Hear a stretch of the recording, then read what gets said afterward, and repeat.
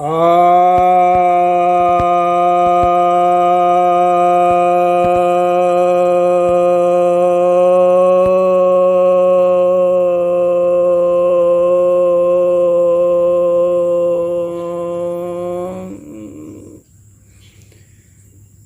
भक्त जनों को सप्रेम नमन। भक्तों, आज मैं आपके समक्ष एक काफ़ी लोकप्रिय शब्द परंतु बहुत विवादास्पद और डरावना शब्द के ऊपर प्रवचन करने जा रहा हूँ। इस शब्द का नाम है जिहाद। पूरे विश्व में यह एक ऐसा शब्द है जो गैर मुस्लिमों में एक भय का संचार करता है, एक घृणा का संचार करता है और एक मुस्लिमों के साथ एक विवाद को जन्म देता है। और मुस्लिमों के लिए तो खैर यह बहुत ही बढ़िया शब्द है। उनके धर्म ग्रंथ का आदेश वाक्य है। उनके जो पैगंबर थे मोहम्मद साहब, उनके लिए तो यह एक बहुत महत्वपूर्ण शब्द था। और आज के जो मुस्लिम हैं वे उनके इस वाक्य को सर आँखों पर रखते हैं और उसके लिए ये कुछ भी करने को तैयार रहते हैं। उन्हें इसकी परवाह नहीं है कि लोग क्या करते हैं।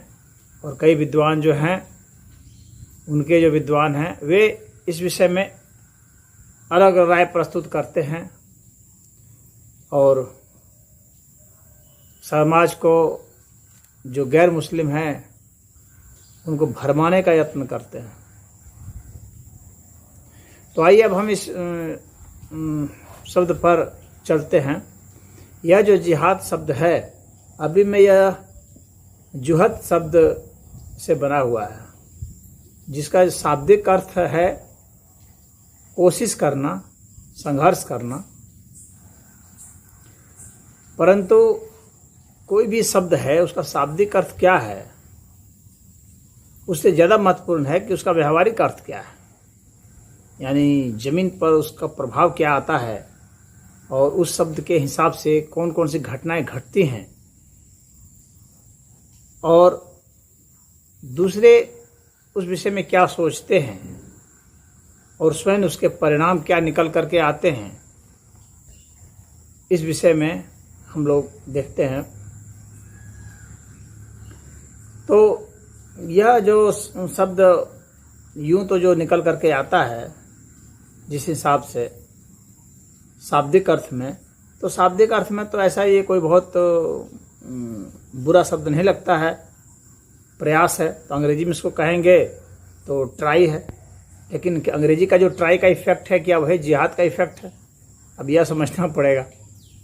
ट्राई कहने से जो व्यक्ति के भीतर में संचार होता है, क्या जिहाद कहने से भी वही संचार होता है? नहीं होता है।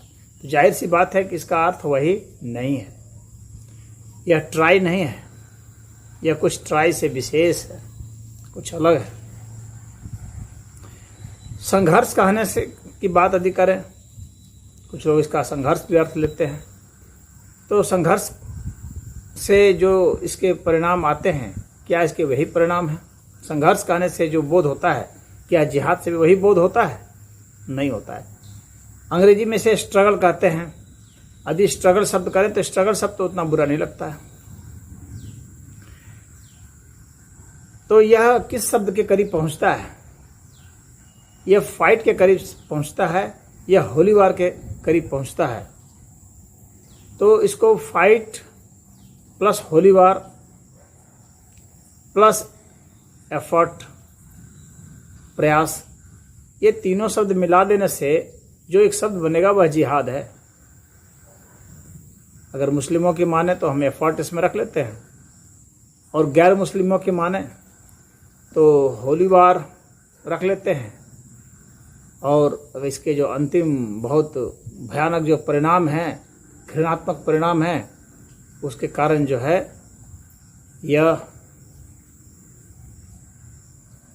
मर्डर की कैटेगरी में आएगा, स्ले की कैटेगरी में आएगा, मैसाकर की कैटेगरी में आएगा। तो जघन्य हत्याएं और सामूहिक हत्याएं में है, एक व्यक्ति की हत्या नहीं बल्कि सामूहिक हत्या में आता है, तो मैसाकर में आएगा। तो इन सब का जो टोटल इफेक्ट है वह जिहाद है। यानी यह अपने आप में एक विचित्र शब्द है जिसका कहीं कोई अनुवाद नहीं है, बल्कि कई शब्दों को मिला करके एक शब्द बनेगा। यह अंग्रेजी के या हिंदी के कई शब्दों को मिला दे तो यह बनेगा।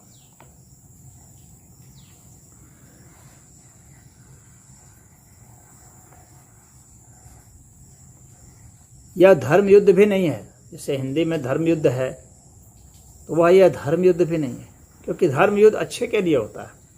यह ऐसा नहीं होता है कि मेरे जो नहीं मानने वाले हैं उसके विरुद्ध में चलाया जाए, यह स्त्रियों और बच्चों को कराया जाए। धर्म युद्ध कभी बच्चों के खिलाफ में नहीं होता है, लेकिन जिहाद में तो बच्चे भी शामिल हैं, स्त्रियां भी शामिल हैं, बुजुर्ग भी शामिल हैं, महिलाएं शामिल हैं और रोगी भी शामिल हैं।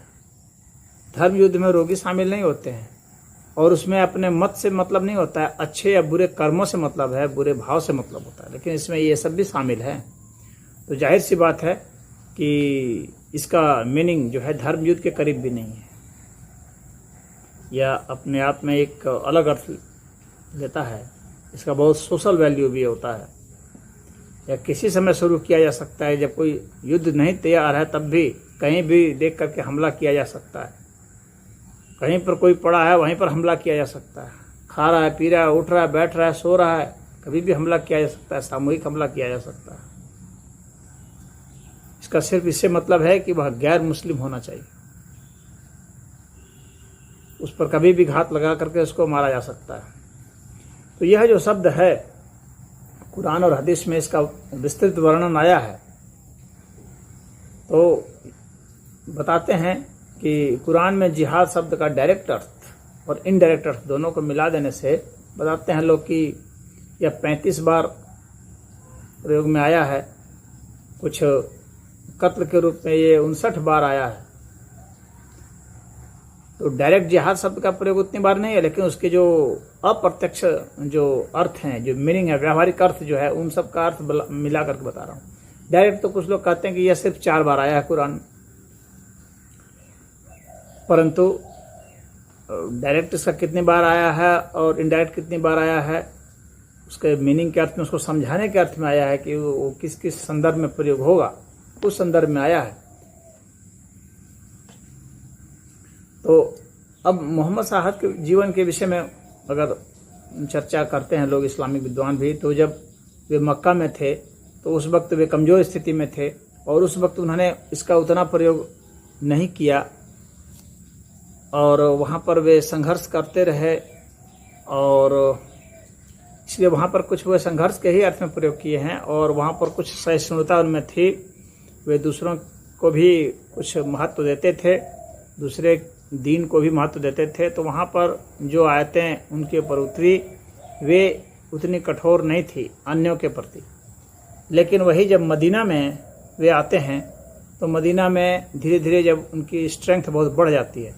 मक्का में तो वे बहुत समय तक रहे, लेकिन वे मात्र 100 के आसपास बना पाए थे अपने अनुयायी, और मदीना में तो धीरे धीरे जब मृत्यु के आसपास के समय तो उनके पास 20,000 सैनिक हो चुके थे। तो वहाँ पर उन्होंने सैन्यकरण कर दिया था अपने अनुयायियों का, और काफ़ी लोग उनसे जुड़ चुके थे उस वक्त और वे काफ़ी प्रभावित स्थिति में थे। वहाँ के यहूदियों का बहुत ज़बरदस्त कत्लेआम उन्होंने किया था। शुरू में दोस्ती करके बाद में जो है उनका कत्लेआम शुरू हुआ, उनको लूटा पीटा गया। और जो गैर मुस्लिम आते थे उनके पास विकल्प होता था, या तो इस्लाम को स्वीकार करें या फिर टैक्स दें, जिजिया दें, या उन्हें लूट लिया जाता था या उनका कत्ल कर दिया जाता था। तो मदीना में इसलिए जिहाद संबंधित बहुत ज़्यादा आयतें उतरी, तो जिसका वर्णन किया गया है कुरान में। तो मदीना में बताते हैं कि 24 सूरह उतरी थी, जिसमें से 19 सूरहों में इसका उल्लेख है। तो ये जो सूरा संख्या है 2, 3, 4, 5, 8, 9, 22, 24, 33, 47, 48, 49, 57, 61, 63, 66 इन सब में इनसे संबंधित जो है उल्लेख हैं, निर्देश हैं। तो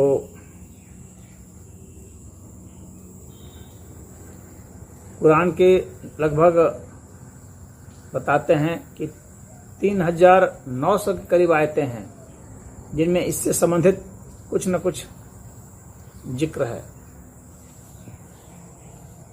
आयतें अर्थात वर्ष, अंग्रेजी में से वर्ष कहेंगे। तो ये जो हैं आयतें, ये प्रत्यक्ष या परोक्ष रूप से रसूल ने अपने ईमान लाने वालों पर इसे निर्देशित किया है और बताया है कि ये जो काफिर हैं, यानी जो गैर मुस्लिम हैं, मुशरिक हैं, जो मुनाफिक हैं, मुनाफिक अर्थात बतलाते हैं कि जो कंफ्यूज्ड हैं, भ्रम में हैं, पाखंड में हैं, उन्हें मुनाफिक कहते हैं। जो मुशरिक हैं, जो कि मूर्ति पूजा करते हैं, तो ऐसे लोगों के खिलाफ में इसमें बातें हैं। तो इसमें पहले क्या है कि जो अल्लाह हैं, तो जो इस्लाम की तरफ से जो बात आती है, तो वह देखें कि इस्लाम में ये 4 बार बताते हैं कि कुरान में प्रयोग हुआ है जिहाद। तो एक कहते हैं कि संघर्ष जो है वह करना मानवता के लिए, जो अच्छे अर्थ में इसका जो प्रयोग है, तो मानवता के लिए संघर्ष करना। एक है कि भाई शांति के लिए प्रयास करना। तो एक कहते हैं कि जो युद्ध में आत्मरक्षा के लिए प्रयोग करना, और एक कहते हैं कि भाई जुल्म के खिलाफ में संघर्ष करना। इस तरह से इसके 4 अर्थ निकालते हैं। परंतु कुरान में तो मैंने कहीं नहीं देखा कि इसको शांति के लिए प्रयोग कर रहे थे। अब उसमें एक अर्थ, अलग अर्थ निकालना एक अलग बात है, लेकिन कहीं शांति के लिए तो प्रयोग होता हुआ नहीं दिखता है। यानी अपने अंदर संघर्ष करना। वे इस्लामिक विद्वान कहते हैं मनुष्य अपने भीतर संघर्ष करे, अपने बुराइयों के खिलाफ संघर्ष करे। लेकिन कुरान में तो ऐसा कोई भी आयत नहीं बता सकते जिसमें कि यह बता रहा है कि अपने भीतर जो है, अपनी बुराई जो है, तुम्हारे में जो है असत्य है, तो उसके खिलाफ तुम संघर्ष करो, अन्याय के खिलाफ में संघर्ष करो, अपने भीतर, तुम्हारे भीतर जो अन्याय है उसमें संघर्ष करो। ऐसा तो कहीं नहीं दिखता है। सदैव दूसरों के प्रति ही यह दिखता है। लेकिन उनके अगर इस अर्थ को मान भी लिया जाए तो इसका इफेक्ट बाहर क्या आया है, इतिहास क्या कहता है, हमें इतिहास के भी आईने में दिखना होगा। इसका व्यवहारिक पहलू क्या कहता है? व्यवहारिक पहलू तो यही कहता है कि दूसरों के खिलाफ ही संघर्ष है यह, और कुरान में भी इसका स्पष्ट निर्देश है। खैर, जो हम कुरान के ही संदर्भ में देखते हैं कि अगर सूरह 4 आयत 101 देखते हैं तो उसमें स्पष्ट लिखा हुआ है कि काफिर तुम्हारे खुले दुश्मन हैं। तो जाहिर सी बात है कि ये गैर मुस्लिमों के प्रति यह है, तो स्पष्ट है कि खुले दुश्मन है, बताया हुआ है। और कुरान में तो स्पष्ट निर्देश है कि जो काफिरों का जो देश है उसको जिहाद के द्वारा इस्लाम का देश बना देना है, दारुल हरब को दारुल इस्लाम बना देना है। यह तो स्पष्ट निर्देश है। तो अल्लाह ने तो स्पष्ट किया हुआ है, मनुष्य को 2 भाग में बांटा हुआ है। एक वे भाग हैं जो ईमान नहीं लाते हैं और शैतान वाले हैं। तो यह जो है सूरह 58 में आयत 19 है। तो उसमें आप देखेंगे कि उसमें काफिर के विषय में बताया हुआ है, इन्हें काफिर कहेंगे। और सूरह 58 में आयत 22 जो है वो कहता है कि वे हैं जो अल्लाह और उसके नबी पर ईमान लाते हैं, वे मोमिन हैं। तो काफिर और मोमिन का के दो ग्रुप तो अल्लाह ने स्वयं बांट दिया है। अब इसके बाद जो है सूरह 4 में आयत 71 में स्पष्ट लिखा हुआ है, कहा हुआ है कि हे ईमान लाने वालों, अपने हथियार संभालो, फिर या तो अलग अलग टुकड़ियों में निकलो या इकट्ठे होकर निकलो। तो यहाँ तो स्पष्ट है कि इसका क्या वे मतलब निकालना चाह रहे हैं। सूरह 4 में आयत 89 है, जो कह रहा है कि उन्हें जहाँ कहीं पाओ पकड़ो और उनका वध करो, और उनमें से किसी को साथी और सहायक नहीं बनाओ। तो यहाँ पर तो इसका क्या संघर्ष है और क्या मतलब है क्लियर कर रहा है। कुरान तो अपने आप में क्लियर है और मुस्लिम भी मैं समझता हूँ क्लियर है। सिर्फ कंफ्यूज्ड वे लोग हैं जो कि मुस्लिम नहीं हैं, उन्हें वे कंफ्यूज किए हुए हैं। सूरह 2 आयत 216 में कहा हुआ है कि तुम पर युद्ध फर्ज किया गया और वह तुम्हें अप्रिय है, और हो सकता है एक चीज़ तुम्हें बुरी लगे और वह तुम्हारे लिए अच्छी हो, और हो सकता है कि एक चीज़ तुम्हें प्रिय हो और वह तुम्हारे लिए बुरी हो। अल्लाह जानता है और तुम नहीं जानते। सूरह 9 आयत 73 कहा हुआ है कि हे नबी, काफिरों और मुनाफिकों से जिहाद करो और उनके साथ सख्ती के साथ पेश आओ।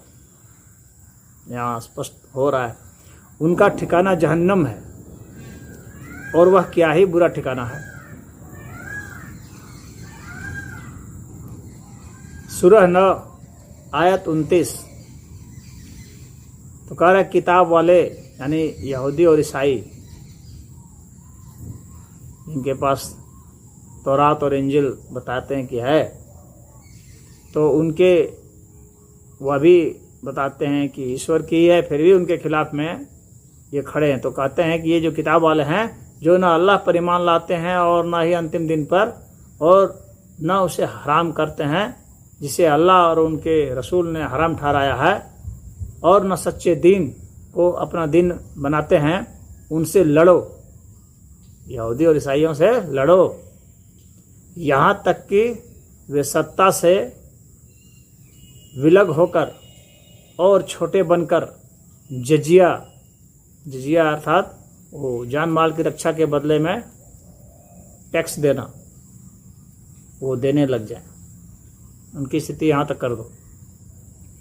सूरह 9 आयत 5 में कहते हैं कि फिर जब हराम महीने बीत जाएं तो मुशरिकों को,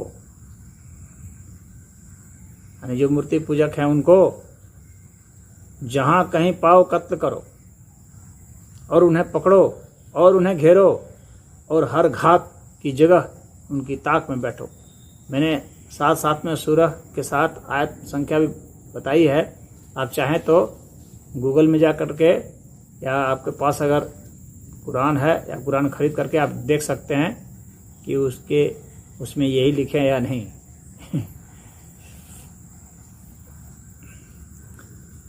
सूरह 8 के आयत 12 में लिखा हुआ है कि मैं अभी काफिरों के दिलों में रौब डाल देता हूँ, तो तुम उनकी गर्दनों पर मारो, उनकी गर्दनों पर मारो, स्पष्ट है, और उनके हर जोड़ पर चोट पहुंचाओ, संकेत स्पष्ट है।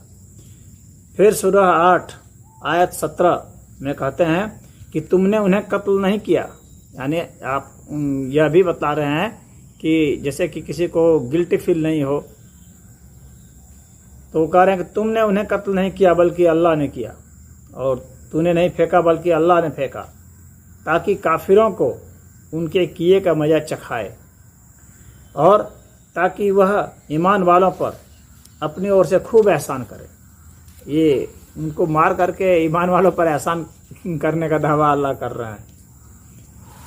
ये कृपा हर सूरह में लिखा हुआ है कि अल्लाह काफ़ी कृपाशील है, तो अल्लाह इतनी कृपा कर रहा है जो मुस्लिम नहीं है उनके ऊपर कि उनको जहाँ चाहो वहाँ मारो। सूरह 8 आयत 65। हे नबी, ईमान वालों की कमजोरियों को दूर करो और लड़ाई पर उभारो। यदि तुम में 20 जमे रहने वाले होंगे तो वे 200 पर प्रभुत्व प्राप्त करेंगे, और यदि तुम में से 100 हों तो वे 1000 काफिरों पर भारी रहेंगे, क्योंकि वे ऐसे लोग हैं जो समझ बूझ नहीं रखते। तो स्पष्ट कह रहे हैं कि नबी को कि तुम ऐसे से इकट्ठा करो लोगों को, और तुम्हारे आदमी ऐसे से भारी पड़ेंगे लड़ाई में, क्योंकि वे सब जो काफिर हैं, जो मुस्लिम नहीं है, वे बेवकूफ़ हैं वे बेवकूफ़ हैं यहूदी ईसाई और हिंदू और बौद्ध ये सब बेवकूफ़ हैं, समझदार नहीं हैं। समझदारी के लिए अगर आमने सामने बैठा दें तो समझ में आ जाएगा कि किसके पास कितनी तर्क बुद्धि है। सबसे अवैज्ञानिक बुद्धि वाले मुस्लिम ही सिद्ध होंगे, और कुतर्क वाले जितने भी धर्म संप्रदाय हैं, चाहे यहूदी हैं, चाहे ईसाई हैं, चाहे हिंदू हैं, चाहे बौद्ध हैं, चाहे जैन हैं। फिर सूरह 9 आयत 111 ये कह रहा है कि निसंदेह अल्लाह ने ईमान वालों से उनके प्राणों और उनके मालों को इसके बदले खरीद लिया है कि उनके लिए जन्नत है। वे अल्लाह के मार्ग में लड़ते हैं तो वे मारते भी हैं और मारे भी जाते हैं। यह अल्लाह के जिम्मे जन्नत का एक पक्का वादा है। नहीं, जो भाई लड़ेंगे वो मरेंगे भी और मारे भी जाएंगे, तो जो मारे जाएंगे उनके लिए जन्नत पक्का है। सूरह 9 आयत 33 कहती है कि वही है जिसने अपने रसूल को मार्गदर्शन और सच्चे दीन के साथ भेजा ताकि उसे समस्त दीन पर प्रभुत्व प्रदान करे। स्पष्ट है यहाँ पर, बाकी समस्त दिनों पर प्रभुत्व प्रदान करना है, उसकी ही कोशिश करना है, चाहे मुशरिकों को नापसंद ही क्यों ना हो।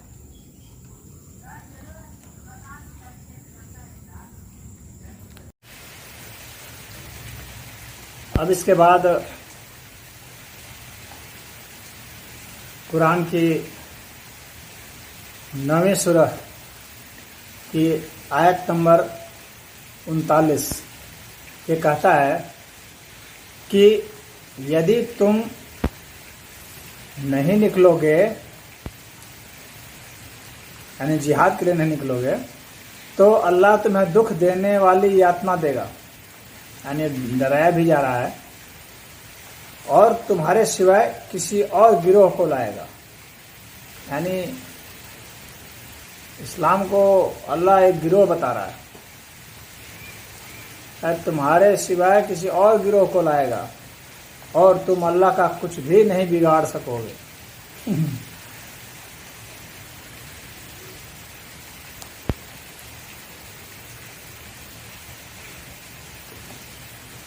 तो कुरान में इस तरह के स्पष्ट निर्देश दिए हुए हैं। जैसे मैंने बताया कि कुरान में कुल 114 सूराएं हैं, उनमें से 90 सूरा मक्का में उतरी हैं और 24 मदीना में। तो इन दोनों जगहों की परिस्थितियां अलग अलग थी, इसीलिए अलग अलग सूरा भी आए और अलग अलग तरह के निर्देश भी दिए गए हैं। इनके उद्देश्य भी भिन्न थे, इनके विषय भी भिन्न थे। अब सूरह जो है दूसरी सूरह के देखिए आयत नंबर 256 ये कहता है कि दीन के बारे में कोई जबरदस्ती नहीं, यानी भाई आपका जो दीन है वह आप समझिए, हमारा जो दीन है वो हम समझते हैं। दीन मतलब अर्थात धर्म। तो ये मक्का में जो उतरी हुई आयत है उस विषय पर है। उसी तरह से अब देखेंगे कि सूरह जो है 109 में आयत 1 से लेकर के 6 तक आप देखिए कि स्पष्ट कहा जा रहा है कि कह दो हे काफिरो, मैं उसकी इबादत नहीं करता जिसकी इबादत तुम करते हो। यानी तुम्हारे देवता अलग हैं, तुम्हारे इष्ट अलग हैं, तुम्हारे ईश्वर अलग हैं, हमारे ईश्वर अलग हैं, और न तुम ही उसकी इबादत करते हो जिसकी इबादत मैं करता हूँ, और न मैं उसकी इबादत करने का जिसकी इबादत तुम करते आए, और न तुम उसकी इबादत करने के जिसकी इबादत मैं करता आया हूँ। तुम्हें तुम्हारा दिन और मुझे मेरा दिन। तो इससे सहिष्णुता मालूम पड़ती है, लेकिन इतना स्पष्ट है इस सहिष्णुता में भी असहिष्णुता छिपी हुई है कि मेरा दिन अलग है, तुम्हारा दिन अलग है, और मैं तुम्हारा दिन कभी अपनाने वाला नहीं हूँ और तुम भी मेरा दिन कभी अपनाने वाले नहीं हो। तो इस तरह से एक सीधा सीधी दोनों विभेद किया गया है, परंतु यह नहीं कहा गया कि अच्छा कौन है उसके लिए चलो वार्तालाप कर लें, संवाद कर लें, सही कौन है इस पर चर्चा कर लें, और जो सही होगा, अगर तुम्हारा दिन सही होगा तो मैं अपना लूंगा, मेरा दिन सही होगा तो तुम अपना लेना। शास्त्रार्थ से तय हो या सत्य और झूठ का, तो इसका निर्देश नहीं है तुम्हारा दिन तुम्हें मुबारक, मेरा दिन मुझे मुबारक, और न तुम मेरे जैसा होगे न मैं तुम्हारे जैसा होऊंगा।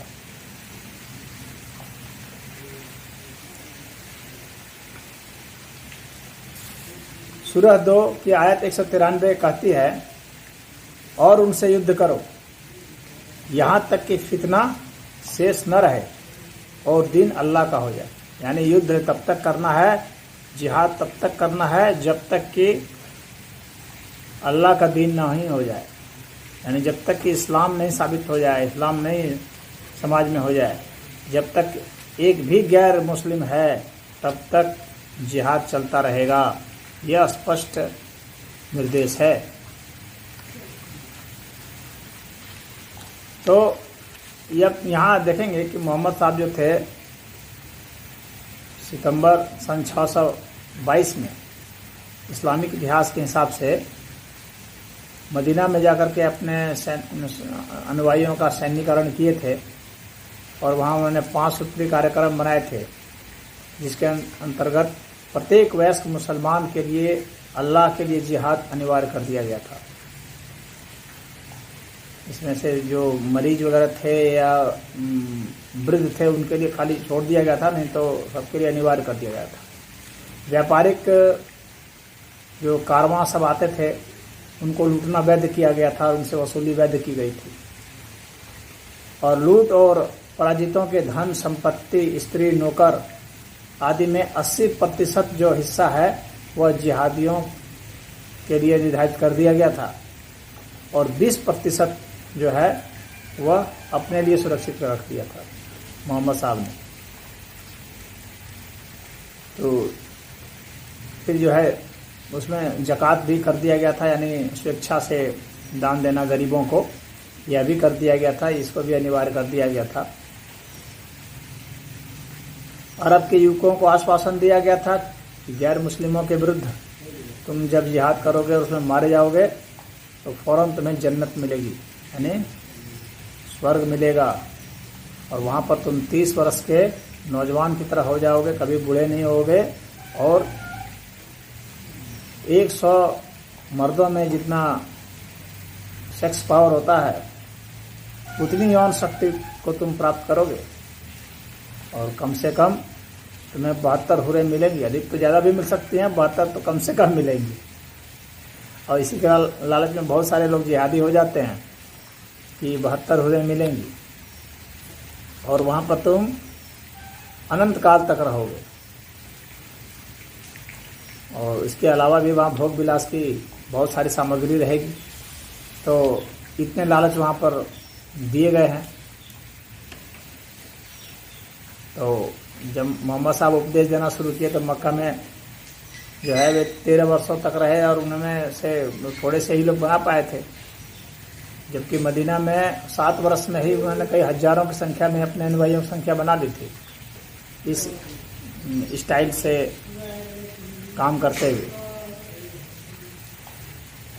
ये जो आयतें हैं इनमें से कुछ आयतें जो है उनका निरस्तीकरण किया गया है इस्लाम के द्वारा ही। ये कुछ इस्लामिक विद्वान बतलाते हैं कि अल्लाह जो है ये शक्ति रखता है कि अपने किसी भी आयत को निरस्त कर दे और किसी को पुनः उससे बढ़िया आयत ले आए या उसके बराबर आयत ले आए, इस तरह की बातें होने की है। तो कुछ यह भी दावा करते हैं कि इसमें जो है कुछ आयतों को निरस्त किया गया है,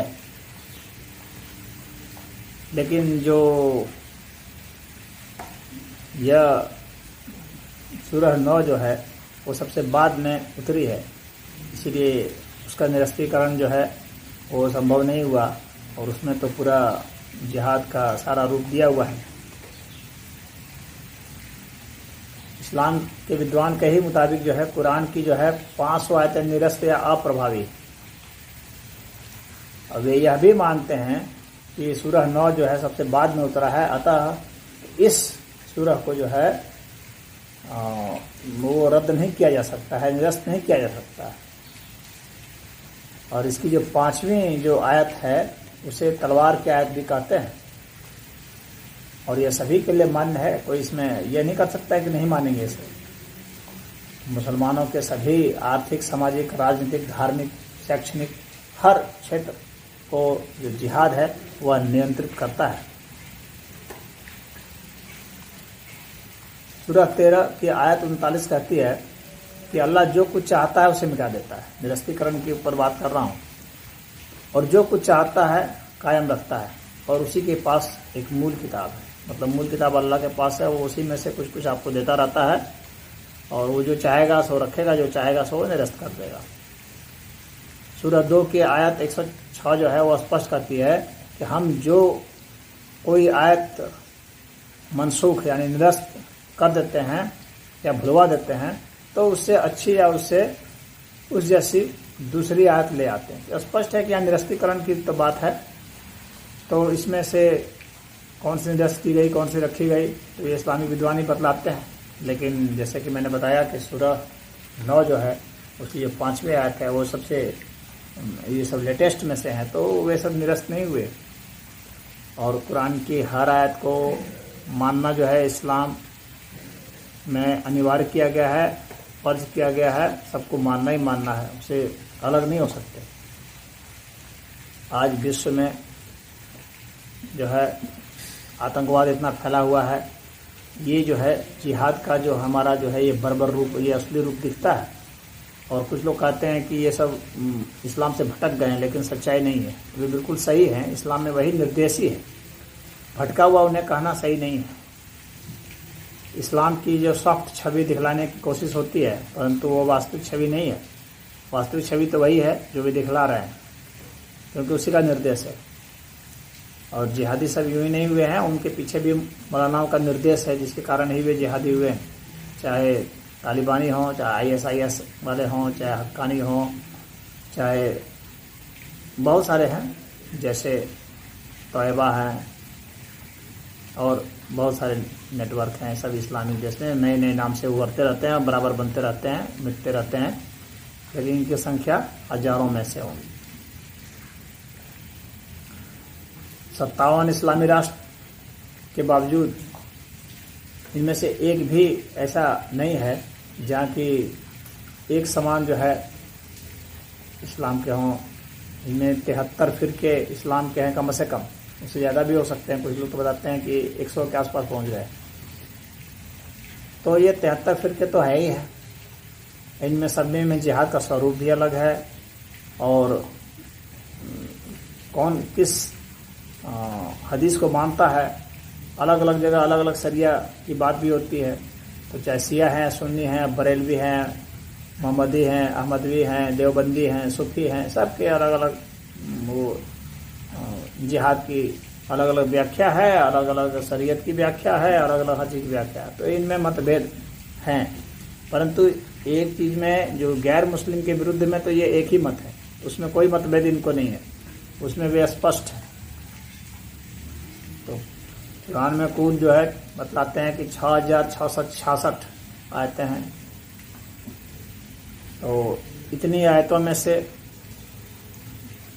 जिहाद को माना गया है कि यह जो है एक छठा स्तंभ है इस्लाम का, और इस्लाम को फैलाने का, इस्लाम को सुरक्षित रखने का, इस्लाम को आगे बढ़ाने का और राजनीतिक सत्ता हासिल करने का, इन सब का ये जो प्रमुख केंद्र है। जहाँ पर ये कमज़ोर स्थिति में होते हैं वहाँ पर लोकतंत्र की और सेकुलरिज्म की बात करते हैं। जहाँ मजबूत स्थिति में होते हैं वहाँ शरिया कानून की बात करते हैं। बात क्या करते हैं, वहाँ ले आते हैं। बात क्या करते हैं, वो ले ही आते हैं, ज़बरदस्ती ले आते हैं, मार मार के ले आते हैं, और इन्हें फिर वहाँ कोई रोक नहीं सकता है। तो अब जो इस्लामिक विद्वान हैं जो थोड़े से ज़्यादा रैशनल माइंड के हैं, तो उन्होंने कुछ कोशिश की है उनके खिलाफ में कहने का। कितने जो है मुल्हिद हो गए हैं, एक्स मुस्लिम अपने को कहने लगे हैं, और कुछ हैं जो इस्लाम के खिलाफ में ही वो लिख रहे हैं, बोल रहे हैं, बहुत प्रयास कर रहे हैं। तस्लीमा नसरीन है, तो और अभी एक हाल फिलहाल में वसीम रिजवी कहकर एक हुए हैं, जिन्होंने कि भारत में तो मुसलमानों के बीच में थोड़ा हंगामा खड़ा कर दिया है। उन्होंने सुप्रीम कोर्ट में दायर कर दिया है, और हालांकि सुप्रीम कोर्ट ने जो उनकी याचिका थी उसको ये कहकर कि भाई हम लोग इस्लाम को यहाँ से निर्धारित नहीं कर सकते, वो हम लोग के अधिकार क्षेत्र में नहीं है, परंतु यह दायर किया गया है कि भाई इतने जो है इसमें 26 आयतों का उन्होंने जिक्र किया है कि इन 26 आयतों को हटा दिया जाए भारत में कुरान से, तब जाकर के भारत में अन्य मतों के साथ इनका समन्वय बन पाएगा और इनके प्रति भी लोग सम्मान की दृष्टि से देखेंगे। तो यह जो है कोशिश उनकी तरफ से अच्छी कोशिश थी, लेकिन जो कट्टरपंथी हैं वे इस बात को भला क्यों मानने लगे, तो उन्होंने इसका विरोध किया। तो यदि वे मानते तो हो सकता है कि वसीम रिजवी की पहल अच्छी मतलब रूपरेखा के साथ समाज में आने के कारण जो है समाज का कल्याण कर बैठती, लेकिन ऐसा माना नहीं गया। तो उनकी जो आयतें हैं जिनका उन्होंने रेफरेंस दिया है, तो मैं आपको थोड़ा सा रेफरेंस उनका बता देना चाहता हूँ, विस्तार से नहीं जाता हूँ क्योंकि वीडियो ऐसे ऑलरेडी बहुत लंबा वीडियो बन चुका है।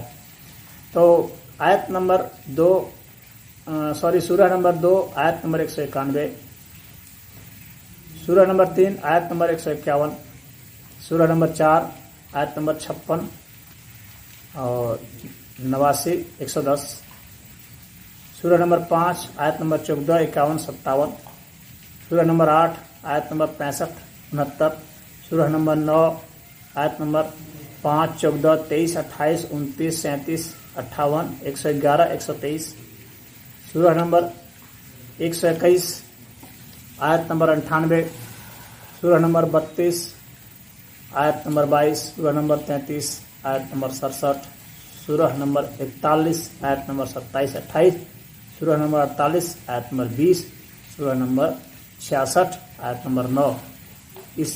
ये जो आयतें हैं इनको आप गूगल में सर्च करके देखें कि ये आयतें कैसी हैं, जिनके विषय में वसीम रिजवी जी कह रहे हैं कि इन्हें हटा दिया जाना चाहिए। तो मैं समझता हूँ कि यदि जो विद्वान मुस्लिम लोग हैं, समझदार मुस्लिम लोग हैं, जो आज के आधुनिक युग में जीना चाहते हैं, समाज को ले जाना चाहते हैं और वो पीछे नहीं ले जाना चाहते हैं, मोहम्मद के ज़माने में जा भी नहीं सकता समाज, तो ऐसे लोगों को पहल करनी चाहिए और इस विषय में उन्हें एक स्वस्थ भूमिका निभानी चाहिए और सही अर्थ में जिहाद का क्या मतलब है यह समझाना भी चाहिए और इसे कैसे कुरान से हटाया जा सकता है, इसके जो गलत अर्थ हैं, जो अन्यों के खिलाफ जो घृणा के और हिंसा के और लूटपाट के जो वर्णन हैं उनको वहाँ से हटाया जाए, तो ही जो है इस्लाम आज के युग में मान्यता रख पाएगा। यही हमारा निर्देश है और आप सबों से है कि आप सब पढ़िए और सावधान रहिए। ओम।